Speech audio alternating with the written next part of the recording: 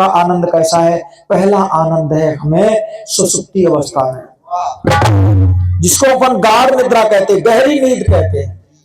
गाढ़ निद्रा में जब हम होते हैं तो 8 घंटे की रात पता नहीं लगती। बोले अभी सोए थे, अभी तो सुबह हो गए। उस दिन सारी शरीर हल्का फुल्का होता है, व्यक्ति शाम को थक जाता है और एक एक कदम चलना मुश्किल होता है। और जैसे ही उसको नींद आई और सुबह को पुनः उतना काम करने के लिए उसकी बैटरी चार्ज हो गई। ये किसका आनंद है? वो परमात्मा का आनंद है। तो कहने लगी वो आनंद कैसे दे रहा है? बोले शरीर सहित और ज्ञान रहित परमात्मा का आनंद जीवात्मा भोगता है। दूसरा आनंद है जो लोग समाधिस्थ होना शुरू करते हैं, जो समाधि लेना शुरू करते हैं, तो समाधि का आनंद लेते हैं। तो याद रखिए उस समय उन्हें ज्ञान सहित और शरीर सहित आनंद को जब लेते हैं तो उसका नाम समाधि होती है। और जीवात्मा इस शरीर को छोड़ करके चला जाता है, इसको कहते हैं मोक्ष को प्राप्त होता है, मुक्ति को प्राप्त होता है।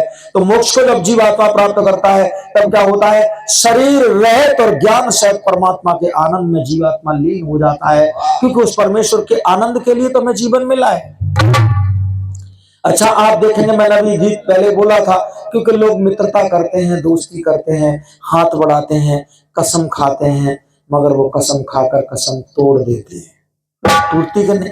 आपने मंडप पर देखा होगा, दूल्हा दुल्हन आपस में 7 फेरे लेते हैं और अग्नि साक्षी करते हैं कि मैं वचन देती हूँ, मैं वचन देता हूँ कि तुम्हें कभी छोड़कर नहीं जाऊंगी। मगर स्थिति क्या होती है? अभी हमारे बड़े भाई साहब के साले साहब अपने पुत्र वधू को लेने गए, कानपुर डिस्ट्रिक्ट की बात है।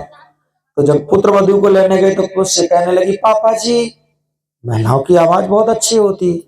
अब ससुर जी तो जो ससुर बनता है उसको तो बेचारे को स्वयं शर्म करनी पड़ती। तो ऐसे बोले, हाँ बोलो बेटे। अच्छा, हमारे भी 2 बहुएं हैं, 2 पुत्र वधुएं हैं। मैं उनसे बात करता हूँ तो मैं उनके आंखों से आंखें मिला के थोड़ी बात करता हूँ। वो अपने बात कुछ भी मुझसे कहती है। तो उसने कहा, पिताजी बाथरूम लगी है, आप यहीं बैठिए, ये बॉक्स लेकर के सूटकेस और ये कुछ खाने पीने का आइटम था और मैं अभी आ रही। तो पिताजी थोड़ी साथ साथ जाएगा बहू के। और बहू गई और तब तक एक आया मोटरसाइकिल वाला और सारा जेवर एवर लेके बहू साहब चली गई। अब वो बेचारे इंतजार करते रहे, बहू अभी नहीं आई और देर में देखा तो बहू है ही नहीं। अच्छा बोलो, उधर 2 घंटे पहले शपथ ग्रहण करती है, 1 साल पहले मान लीजिए शपथ ग्रहण करती है और 1 साल बाद अपने पति को छोड़कर चली जाती है। भूल हो रहा है कि नहीं हो रहा है? अच्छा, कभी कभी पति तलाक कर देता है, बोले मैं नहीं रखने का। मैं आपसे निवेदन करूं, मेरे यहाँ व्यवस्था ये ऐसी नहीं है कि आपस में तलाक की कोई चर्चा नहीं।